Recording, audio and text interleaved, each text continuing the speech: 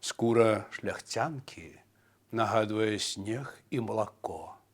Вусны гараць, як кроў ці рубіны, вочы падобныя да мора ці нябёсаў, валасы да збожжа ці мёду. Так апісвалі знешнасць шляхцянкі. 4 колеры: белы скура, чырвоны вусны, блакітны вочы і залаты валасы. На жаль, у Вялікім княстве не выходзіў свой часопіс «Вок». Затое захаваліся парадныя партрэты шляхцянак 16-18 стагоддзяў. Гэта і быў глянец таго часу. Але што ж там за маўклівымі партрэтамі? Мяне завуць Васіль Калач. Тут мы размаўляем пра шляхецкую культуру ў розных яе аспектах. А сёння пагаворым пра жанчын у шляхецкім сусвеце.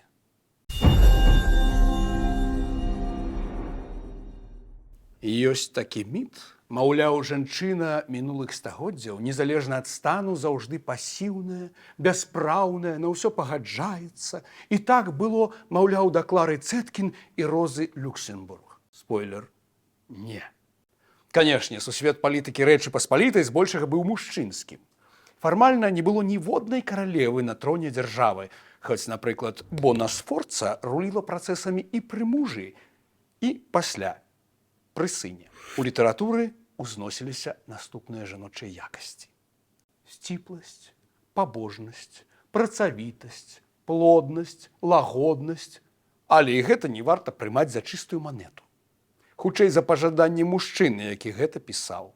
Літаратарка Уршуля Радзівіл ці авантурыстка Саламея Русецкая наўрад ці бы пагадзіліся з такімі тэзамі. Зірнем на прававы статус шляхцянкі.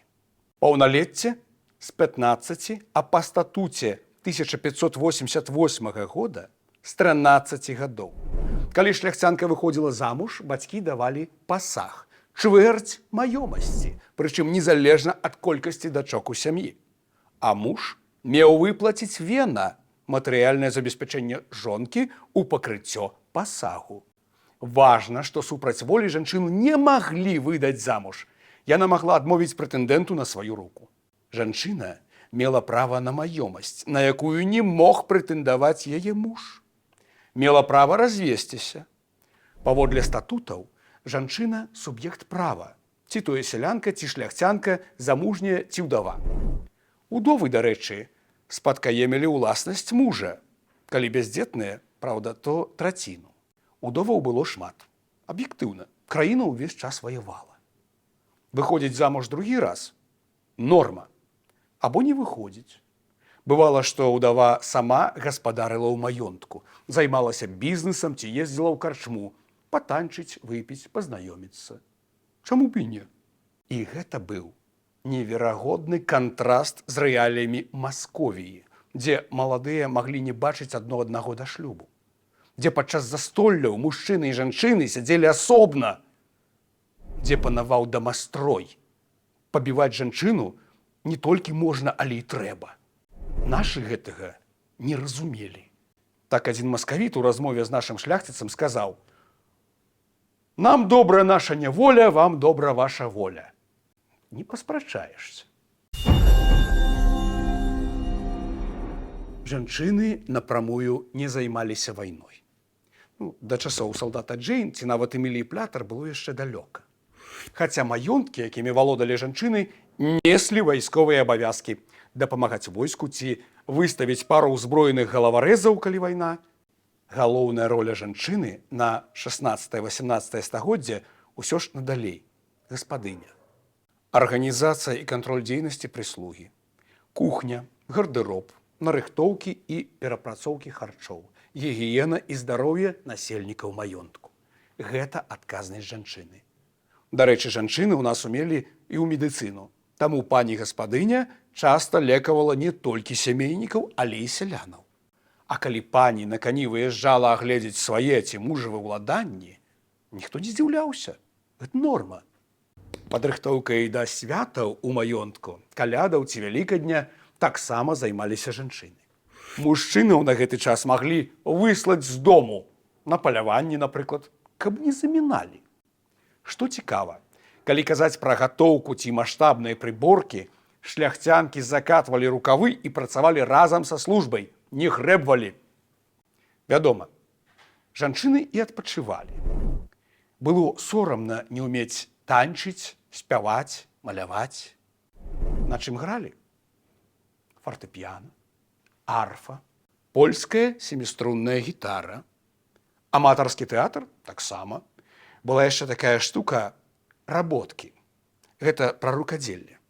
Вышыванне кашуляў, карцін, ці вось як тут, аздоба для святарскага арнату. Сам арнат не захаваўся, а вышыўка так. Шляхцянка магла падарожнічаць, граць у карты і піць у кампаніі. Адвучыцца ў пансіёне і пасля працаваць актрысай, гувернанткай ці акушэркай. Зразумела, усё гэта з папраўкай на час, статус, рэгіён ды правілы канкрэтнай сям'і. Але агулам, што варта ўсвядоміць, жанчына, якая мае юрыдычныя і эканамічныя правы, будзе свабоднай і асабіста. Ніякага адзінага фасону моды для ўсіх шляхцянак не было і быць не магло. Шмат хто мала адрозніваўся ў побыце і святочным строі ад сялянаў. Вось так магла выглядаць і сялянка, і шляхцянка з ліку не надта заможных. Іншая справа прадстаўніцы магнатэрыі. Тая ж Барбара Радзівіл не толькі мела калекцыю сукняў і шубаў, але і ўпрыгожванняў. Напрыклад, агромністае даўжэзнае калье з пярлінаў, якое пасля смерці Барбары выкупіла каралева Англіі Елізавета I. Адзенне шляхцянак было размаітым, але падкрэслена строгім. Шырокія спадніцы, усё зашпілена пад шыю. На партрэтах мы не ўбачым і кавалачку жывога цела, апроч твару і далоняў. Толькі ў 1790-х да нас даходзіць антычная мода. Сукенкі з кароткім станам, дзе лінія таліі знаходзілася пад грудзямі. Спадніцы прамога пакрою, глыбокія дэкальтэ. Гэта ўжо цікавей. Але нікуды не падзелася верхняя вопратка. Шубы, мантыі ці салоп, такое доўгае адзенне на футры. На галаве насілі рознага пакрою футравыя шапкі, капелюшы, чапцы. Не будзем забывацца і на парыкі, пакуль яшчэ было модна. Розныя пальчаткі, рукавіцы, муфты, вееры, сумачкі, ну і, вядома, ювелірка. Янджэй Кітовіч так піша пра ўпрыгожванні 18 стагоддзя. На шыі пацеркі, потым уплецены у пацеркі жэмчуг, залатыя ланцугі, нават з брыльянтавымі крыжамі, каштоўныя камяні, камеі з партрэтамі. Чым больш пярсцёнкаў на пальцах, тым лепш. Завушніцы, пярліны ці рубіны, апраўленыя золатам ажно да гронак сапраўдных брыльянтаў, якія звісалі як вінаград. У салоне ці на маскарадзе трэба было адпавядаць узроўню, вышэйшаму ўзроўню, нават калі дзяржава ўжо была на мяжы катастрофы. Чытаючы пра жаночы шляхецкі свет, не адпускае такая кантрасная думка. З аднаго боку сціпласць і разважлівасць.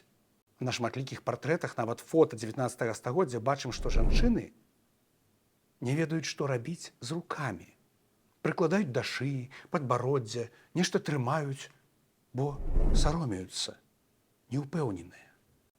З іншага боку, мы бачым прыклады жанчын, падарожніц, паэтак, акторак, мемуарыстак, як графіня Ганна Патоцкая, радня Тышкевічаў, ды нашага Станіслава Аўгуста Панятоўскага.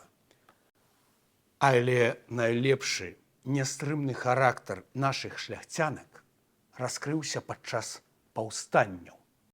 Недарма аўтары заходнерусісты ды афіцэры маскалі пісалі, што шляхцянкі фанатычныя, хітрыя, каварныя, здольныя выкарыстоўваць сваю магію, каб пагубіць рускага чалавека.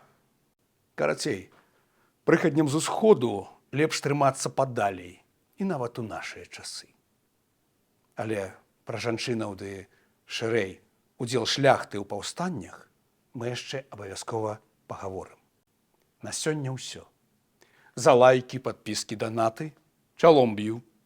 Пра тое, што вам асабіста цікава было пачуць у наступных выпусках, пішыце ў каментарах. Гонар і годнасць. Thank you.